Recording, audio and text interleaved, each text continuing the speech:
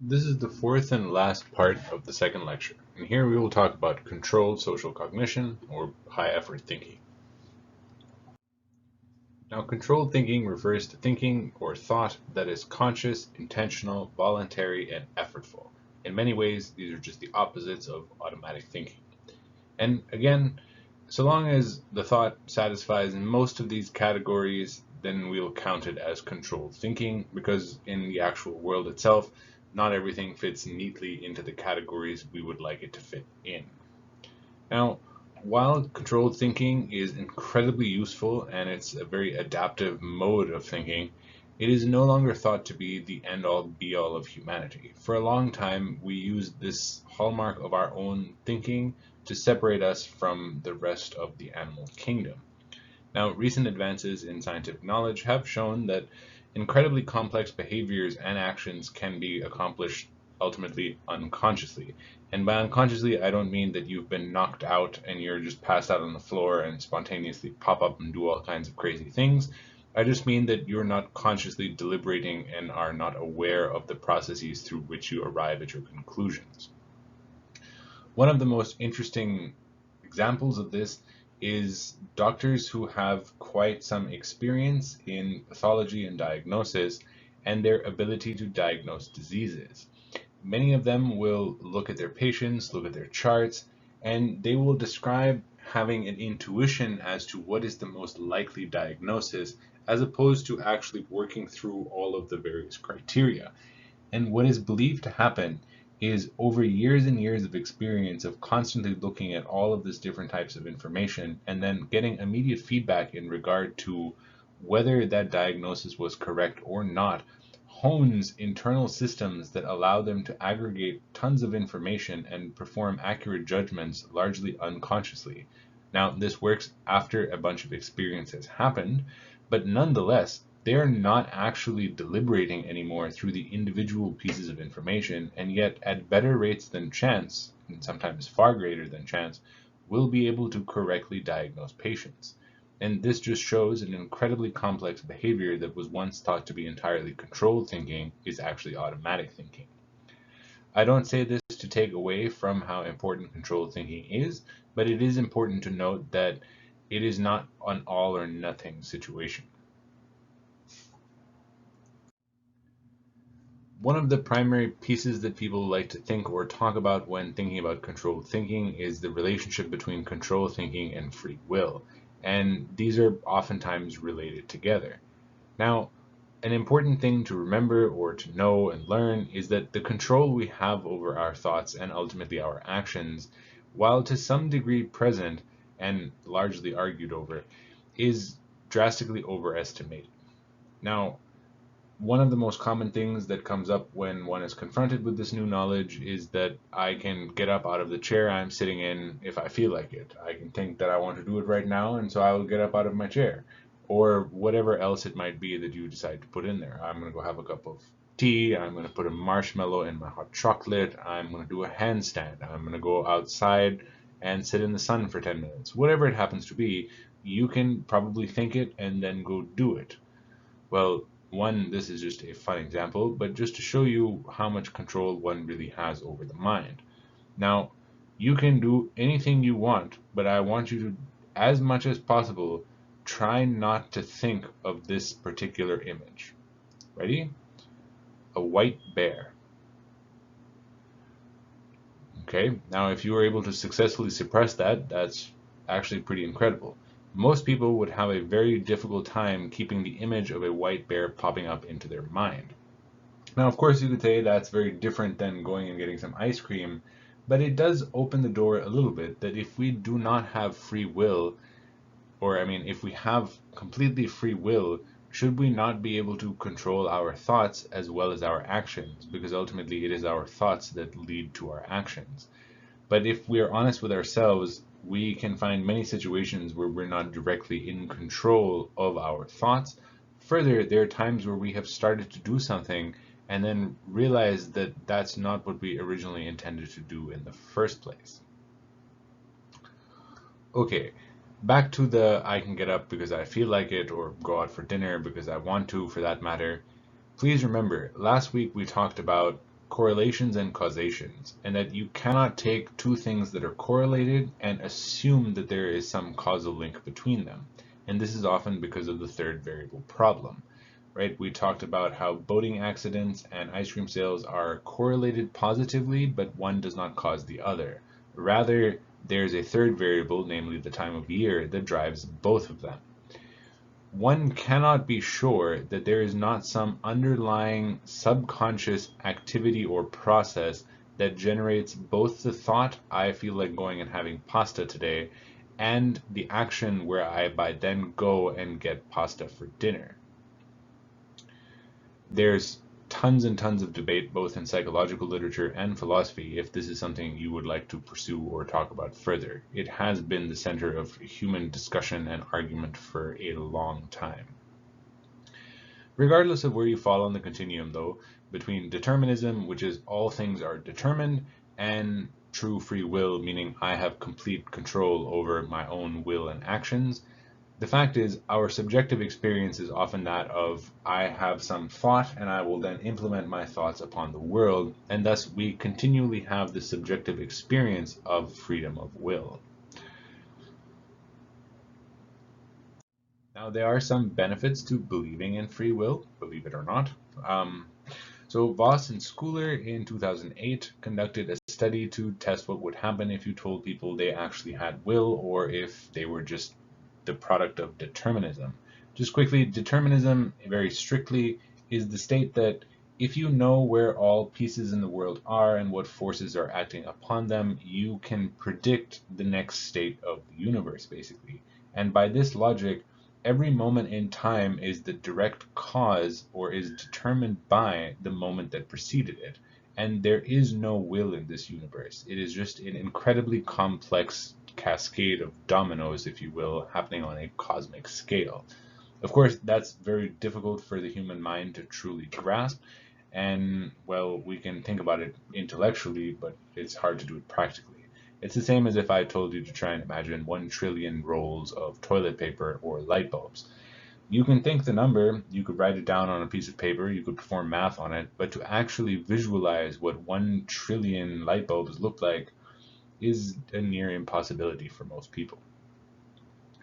So they had these participants come in and take a series of sample GRE questions. And before they took those questions, they had them read a little blurb which told them one of two messages. Now, these are not the exact messages, but they were told either that they had the ability to impact their world and they ultimately had free will and could choose and so on, or that they were just deterministic biological machines that had little control over their world at all, and they were just the product of gene expression and the end result of the current state of evolution.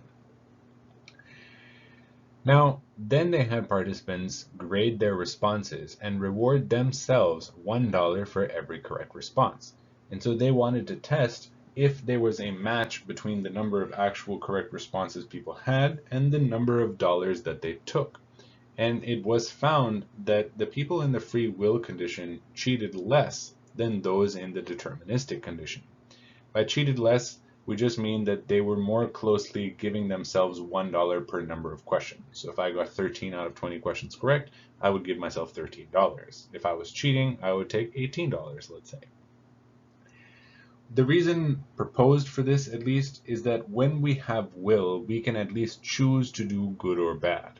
If it's deterministic, then I had no choice in the matter that I would cheat anyway because my will does not come to bear. Now, again, wherever you fall on this continuum, there is a lot of evidence to show that our estimation of free will is far overrated or overestimated. And this has some very interesting and practical considerations for current judicial systems.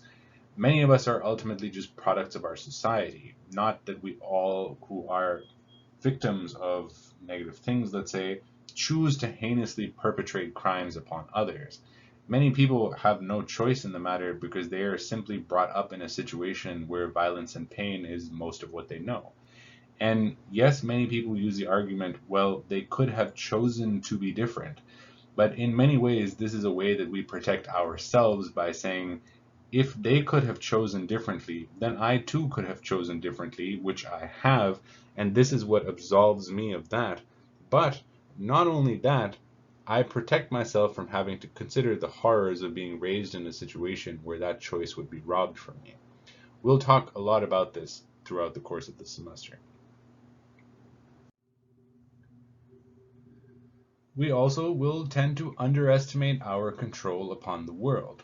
And one of the most stark examples of this was through a technique called facilitated communication. And this was developed to allow communication impaired people, say with severe autism, to communicate and express themselves. And the way it would work is they would be in front of a keyboard of some kind, and a trained facilitator would hold their finger and arm and help them move their arm across the keyboard so as to make responses to the questions given to them. And for a little while, it really seemed to work. And I mean, parents especially were completely enthused because they could finally talk to their children who had been largely uncommunicative since, well, they're supposed to be able to talk, let's say. But it turns out it didn't actually work. So it turns out that if you were to give headphones to the child or communicationally impaired person and the facilitator, and you had them wear headphones and you presented questions to them, and then you tricked them a little bit by giving a different question to the facilitator and a different question to the child to see what response you got back. And unfortunately, the responses that came back matched the questions given to the facilitators, not actually the children.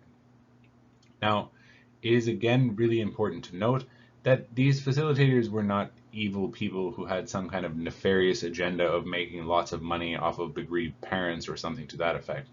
Most of them had no idea whatsoever that this was happening and really genuinely believed they were helping. I mean, many of them were shocked and very dismayed to find out that they had been answering these questions all along and not the children themselves. This is just an example of how we can also underestimate the degree of control we have on the world around us.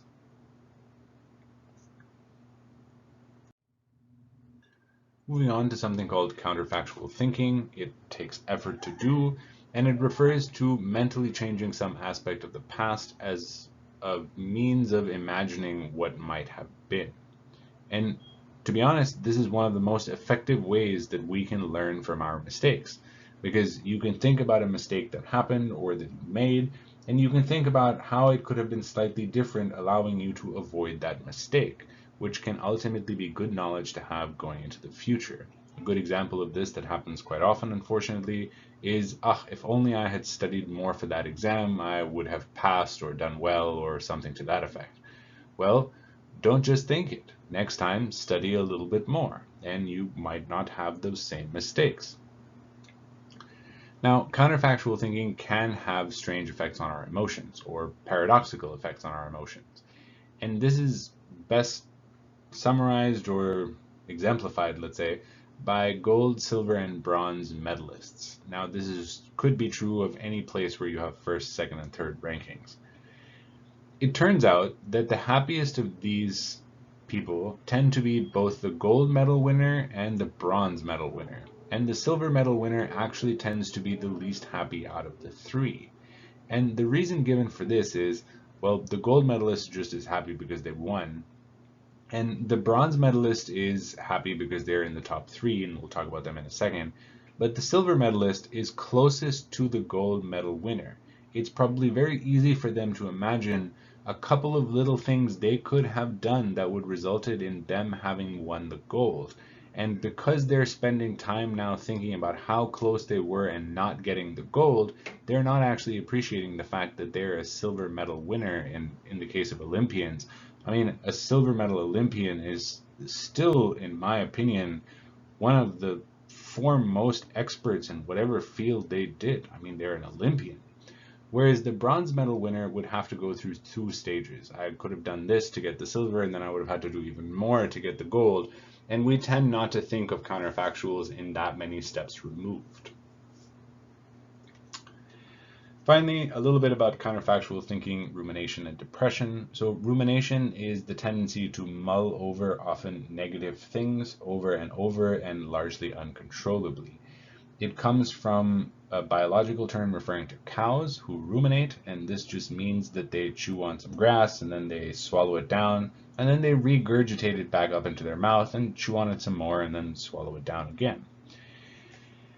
Now, this is related to depression because one of the hallmarks of depression is an inability to get out of a negative loop of thinking about the world and oneself over and over and over, along and coupled with if only it was different and if only I was different, which is the hallmark of counterfactual thinking, and this gets stuck in a very vicious loop which unfortunately continues to exacerbate depression. And it is one of the things that makes depression such an insidious, ultimately, illness. And please, please, so many times, please, do not ever go to someone who is depressed and tell them that if they just suck it up or get stronger or think differently, they'll be able to not be depressed.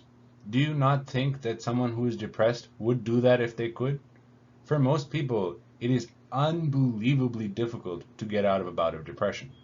While not everyone has chronic depression that lasts for years on end, many of us will struggle with it at least for a little bit of time during our lives. And it is unbelievably difficult to deal with, and many times will take help. On that note, seeking out help for mental disorders is not weakness. Strength is not being without flaws or weakness. Strength is about being able to recognize our own weaknesses and then get help and learn how to deal with them. Again, my opinion, so you can take that as you may. Now, a little bit of just other note on that. To the extent possible, don't think about your mistakes forever, right? Don't not think about any of your mistakes because that's not cool either, but don't think about them forever, right? Learn from them, learn how you could have done it differently, and then move on with your lives in the hope that you won't repeat them again. And even if you do, because that happens a lot and is okay, just learn some more from them and try not to repeat them in the future. And if you're honest with yourself, this is pretty much how most of us, excluding ultra geniuses and savants, learn pretty much anything. I mean, just think back on how we learned to walk. While you might not have memory of it, perhaps your parents have videos. And let's be honest, most of us did not go from just lying in a crib to popping up onto our feet and taking a sprint down the hallway. Most of us tried to crawl, thunked our head, crawled, thunked our head, crawled, thunked our head, finally got up on 2 feet, fell backwards, got back up, just kept doing it over and over and over for months until all of a sudden you can walk. And even then you're not very good at it and you just practice some more. And this is ultimately how we learn most things. And this is one of the true fundamental benefits of counterfactual thinking, even though it can easily get out of hand. Just going to end the note on improving our thinking because we've talked a lot about flaws and how we approach the world and think about it. And the first way is just to be more humble about our thinking. This is actually such an uncommon thing that social psychologists have a concept for it called the overconfidence barrier. And this refers to the fact that people usually have just too much confidence in the accuracy of their judgments, their beliefs. And the first step in mitigating this is to just consider that you might be wrong. Whether you're wrong or not in reality does not matter at all, really. What matters is that you can consider that you might be wrong. Think about ways in which it could be that you could be wrong. If nothing else, when communicating with somebody else, you will be able to give them a richer reason as to why you think you are correct. If you simply just say, I am right because, full stop, well, it's just not very satisfying. It might be to you, but maybe not to the people around you. The second way to improve your thinking, especially in regard to the types of fallacies we talked about today, is to get training in methodology and statistical analysis. A direct example of this was when I talked about base rate fallacies in this lecture. Now, the type of methodology and statistics you get training in is actually important. Studies have found that people who get training in psychology or social sciences or medicine for that matter tend to get a greater benefit from learning this methodology and statistical analysis on their decision making than fields like chemistry, biology, or even physics. Now, it is important to note that the underlying scientific method and statistics used are essentially the same, so it is something else that drives this difference in benefit that we confer. and it is currently thought to be the direct subject matter that is the focus of these different disciplines. In psychology and the social sciences, you are often studying the very dynamics in which we make these errors. You become aware of them and you think about how to resolve them. Whereas most people in chemistry and biology, let's say, while are learning an incredibly important set of tools of method and statistics, they're applying them to a completely different domain, and so they need not in their own minds apply those to something common like daily interactions. This is one of the biggest things that drives it, and it has nothing to do with intelligence. They're equally intelligent people across almost all disciplines, and it is ultimately a practice thing. And I will leave you with this. Being a good decision maker is not about being a genius or a super smart person. Getting better at making decisions is first about accepting that you could get better at making decisions and then practicing.